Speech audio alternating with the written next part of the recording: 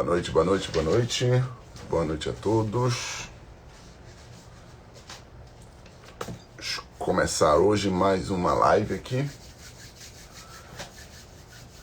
O tema de hoje vai ser um tema bem interessante, baseado naquilo que nós conversamos ontem e também com os acontecimentos das últimas 24 horas. Não sei quem acompanhou aí, eu até fiz uma publicação referente a isso. Vou colocar aqui logo mais um relato. Na verdade, eu estou com um relato aqui que até o próprio Corém se pronunciou frente a isso, tá? A notícia completa está no G1. E no G1 também está uma filmagem da própria equipe frente a um colega de enfermagem que foi detido, né? Algemado durante o seu plantão no pronto-socorro, tá? E bate um pouco com aquilo que nós conversamos ontem sobre a discussão, na verdade, né, que nós tivemos sobre defesa profissional, mas em especial quando o familiar, o paciente, acaba agredindo você ou uma possibilidade de agressão, tá? Então, o tema de hoje vai falar exatamente sobre isso, sobre esse ponto, tá? Este é o objetivo de nós conversarmos hoje, fazermos essa reflexão hoje, tá? E vermos quais são os caminhos, quais são as defesas que os profissionais de saúde têm diante de um cenário como esse, cada vez mais agressivo dentro da nossa profissão, tá? Antes de tudo, pessoal, eu queria fazer uma breve reflexão sobre o que tem acontecido com os profissionais de saúde ao longo dos últimos anos, tá? Todos nós temos uma formação aqui com profissões que têm quase mais de um século de existência, certo? Então, vamos aos primórdios do desenvolvimento das profissões médicas, e aí nos reportamos a Hipócrates, tá?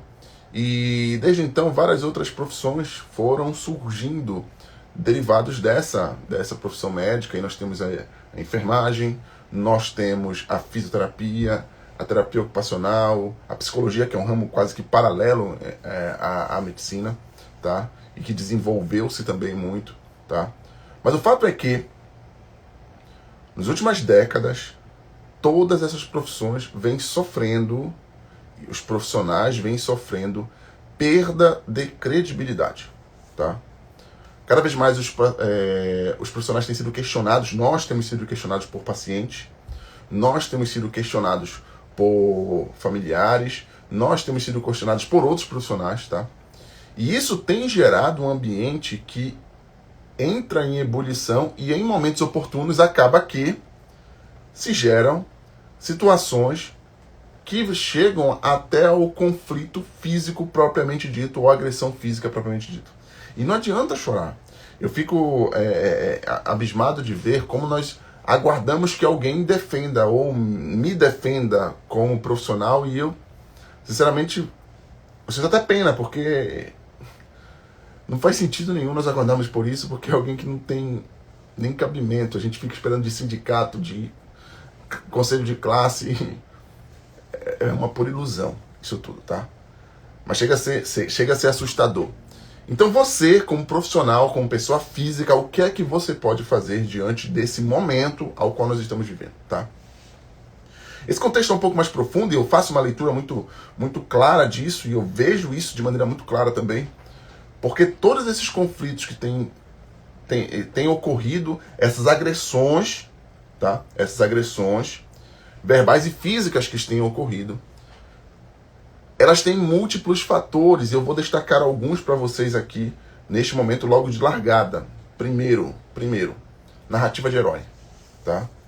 A narrativa de herói hoje, ela é um grande problema para todas as profissões. E o que é que eu chamo de narrativa de herói? É você se posicionar no centro da narrativa. E isso, a indústria cinematográfica foi muito ruim.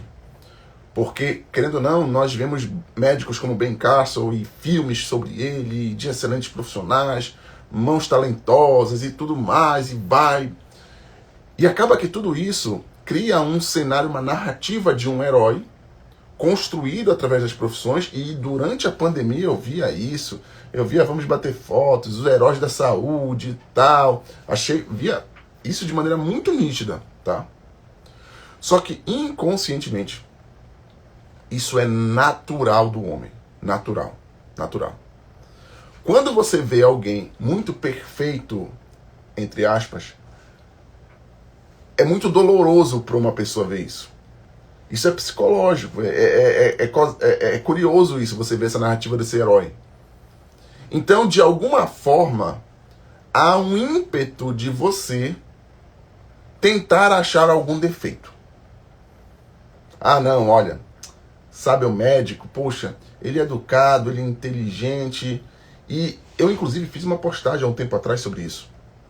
Que vocês vão perceber nitidamente um movimento de 3 passos, em especial, de pessoas tentando lhe agredir frente a uma narrativa. Primeiro, vão tentar descredenciar você, tá? Então vão falar, não, ele não é tão bom assim, ou ela não é tão boa assim, ela não é tão profissional assim.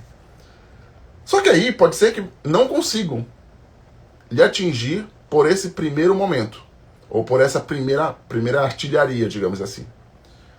Eles vão tentar atacar a segunda artilharia. Vão começar a criticar comportamentos.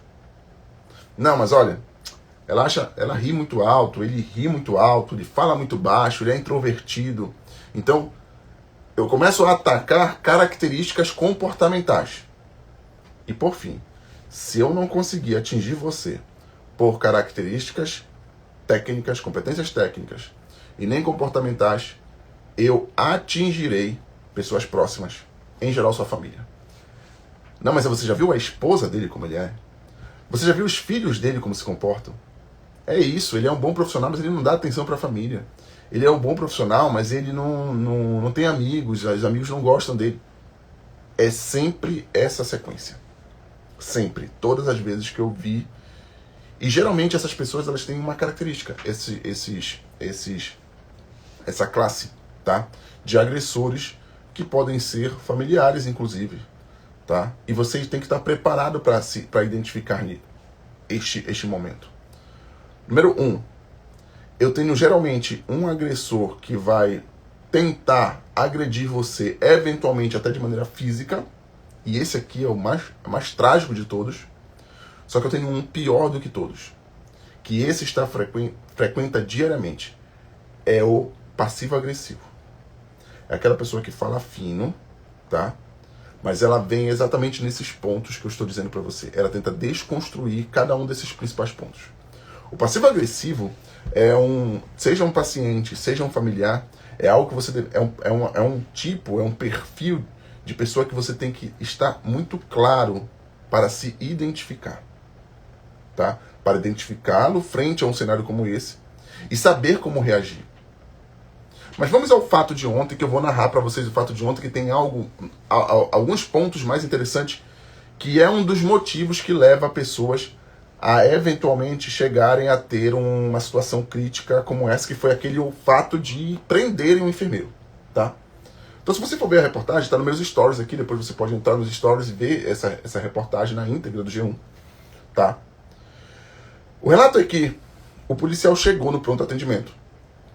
E ao chegar no pronto atendimento, ele então leva o familiar, leva a pessoa que ele estava acompanhando. E o enfermeiro então, segundo o relato, perguntou o nome. E esse fato de perguntar o nome, levou o policial a ter uma percepção de demora de atendimento. E ele deu, então, voz de prisão por não atendimento de uma situação de urgência. Tá? Não estou aqui para divulgar os excessos de maneira nenhuma, mesmo porque os dados são dados de uma publicação de um jornal. Tá? Então não tenho nem como entrar no mérito ou demérito sobre o que aconteceu. Mas o fato é que um outro grande problema que nós, profissionais de saúde, temos, lembram de que eu falei o que eu faço, nós falamos isso numa live, o que eu faço de maneira técnica e o que a pessoa percebe que eu estou fazendo, de maneira bem clara aqui, eu falo publicamente, não é só o que você fez, é o como você apresentou o que você fez, tá? E por que eu digo isso aqui, o que apresentou o que você fez? Vejam, se você chega numa situação de urgência, qualquer que seja, você quer ter um atendimento rápido. Ponto. E é importante que as pessoas tenham a percepção de um atendimento rápido.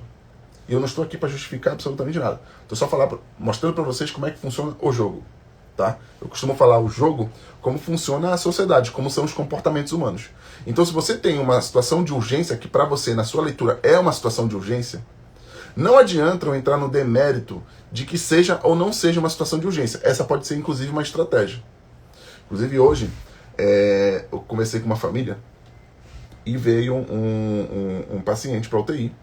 Segundo o relato, era um quadro de uma infecção pulmonar, certo?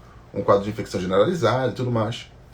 E ao passar o boletim para a família, ao conversar com a família, no final, ela chegou e falou: poxa, doutor, o senhor me tranquilizou por me explicar o que tinha acontecido, mas que eu estava com o que eu conversei com a equipe, o que me passaram é que tinha sido uma situação, eu não usou a palavra mais grave, era uma situação sem saída.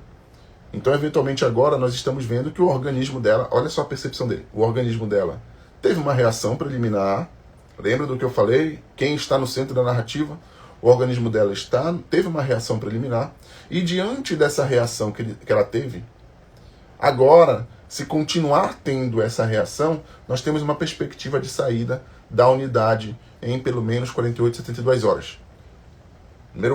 Primeiro ponto.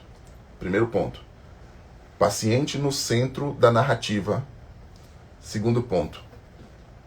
Tecnicamente, um delineamento de um projeto terapêutico com prazo para a família com relação à percepção de tratamento. São 2 pontos primordiais em um momento como esse. Então isso dá uma confiança. Eu sei quais são os próximos passos. Eu sei o que está acontecendo. E eventualmente o que pode não acontecer. Qual é o problema?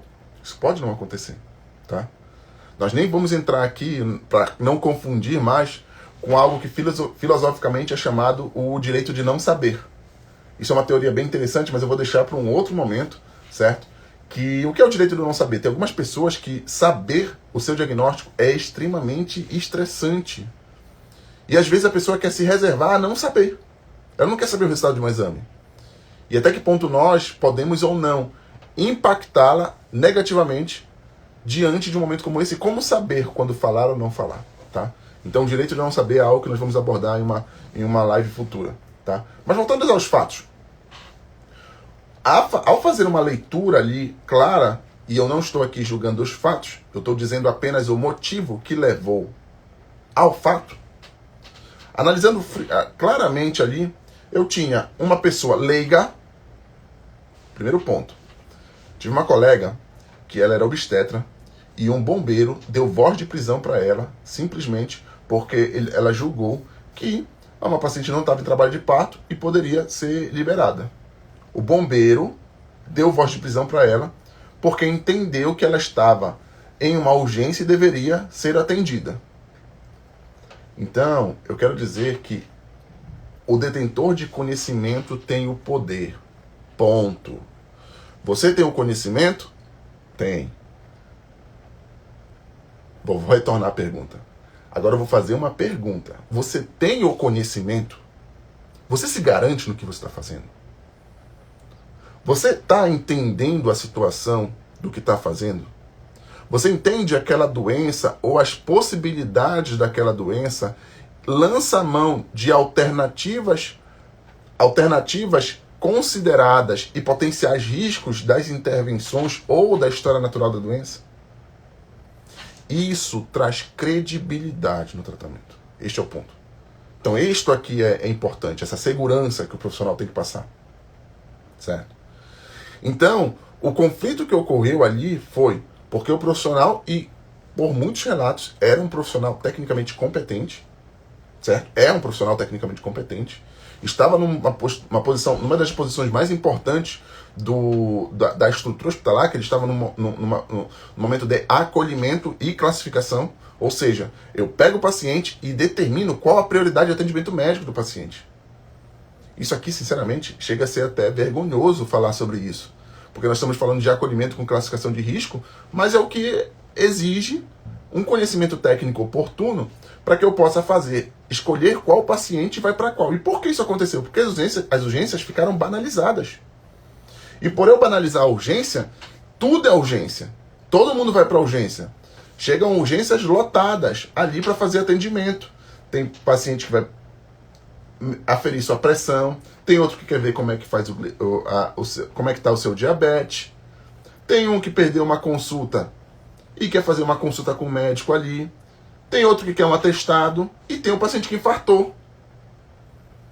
E tem a vovozinha que está com uma infecção urinária e sepse. E tem outro que está fazendo AVC isquêmico. Então quem é que define quem vai ter prioridade no atendimento médico? É o enfermeiro. Ele está ali numa postura de acolhimento com classificação de risco. Inclusive o termo triagem é incorreto quando se utiliza esta linguagem, é tecnicamente incorreto e eticamente incorreto. Porque triar é literalmente dizer quem vai entrar e quem não vai. Eu vou triar. Triagem nós utilizamos em situações de catástrofe. Porque a triagem ela tem o poder de não autorizar a entrada do paciente. Isso é triar. E triagem é ato médico. Tá? É um ato médico, só um profissional médico pode dizer isso. Então, diante disso, diante desse cenário, nós fazemos acolhimento. Então, o que aconteceu? Eu faço o acolhimento do paciente, obviamente preciso saber o nome dele. Só que aí teve um ponto, pessoal. Percepção de demora. Não é o que você faz, é como as pessoas percebem o que você fez. Porque quem dá valor no seu trabalho, eu já repeti isso, repito novamente e repetirei no futuro várias vezes. Não é o órgão de classe, não é o administrador do hospital, não é você. Quem introduz percepção de valor no seu tratamento, no seu cuidado, na sua terapêutica, é quem, entre aspas, está consumindo o serviço. É o cliente em uma sociedade de consumo como a nossa. Repito, não estou dizendo que concordo ou não, estou apenas explicando a regra do jogo. Então, a percepção do atendimento, a percepção do cuidado, a percepção da agilidade foi exatamente o que não aconteceu no atendimento. E por isso gerou todo esse conflito. Lembra da história entre o touro? Por que existe a tourada? Só existe a tourada porque o touro foca no lençol. E todo mundo focando no lençol. Porque alguns ponderam que houve um exagero, um excesso do profissional, e aí já se pronunciaram os órgãos de classe e tudo mais. Repito, não estou aqui para julgar isso. Outro, o profissional de saúde, o profissional não médico, que estava ali atendendo, entende que estava diante de uma urgência e queria salvar uma vida, a percepção dele, e levou. Então, um queria ter um atendimento ágil, o outro entendeu que não era necessidade de uma agilidade tão grande. O paciente não estava com risco iminente de morte. O que é que faltou aqui? Uma comunicação adequada entre as duas partes. É desafiador você estar diante de um momento de uma ameaça e até mesmo de uma ameaça física. Isso me preocupa, inclusive dentro de hospitais cada vez mais. Porque, querendo ou não, esses conflitos, às vezes, eles chegam e vão chegando e vão adquirindo determinada proporção que chega a entrar, obviamente, em um momento de fora de controle. Então, no momento que você já está ali, literalmente, para algemar, para prender, para conduzir, saiu do controle. Saiu do controle. E saiu do controle, desculpa. E se saiu do controle, houve a perda de condição clínica de manter. E neste momento, o que eu quero falar além disso, cada vez mais, é que as mulheres sofrem mais. As enfermeiras, as médicas, as farmacêuticas, as técnicas de enfermagem sofrem mais, sabe por quê? Porque, além de tudo, essas pessoas são covardes. Não foi uma, não foram duas, não foram 3 vezes que isso aconteceu. eu percebo e já percebi que a família, às vezes, ou o familiar, ou o profissional, ele trata o técnico, uma técnica de enfermagem que está ali tratando de uma forma. Contudo, quando geralmente eu chego como médico, e até mesmo por ter uma estatura física maior, muda totalmente a conversa. Muda totalmente a conversa. Então são pessoas covardes que às vezes não estão preparadas ou não encontram pessoas frágeis e começam a coagir dentro de uma assistência. E sinceramente falando, o que é que nós podemos fazer para falar isso? Para fazer? Você vai esperar alguma coisa do hospital? Da classe que eduque os pacientes? Então, diante disso, estruturas de defesa devem ser feitas e cabe também, e pessoal, sem nenhum pudor em falar sobre situações de direita e esquerda. Cabe também que os homens se posicionem dentro das unidades, em especial das unidades fechadas. Não é para brigar com ninguém, mas simplesmente para se posicionarem, para terem posturas.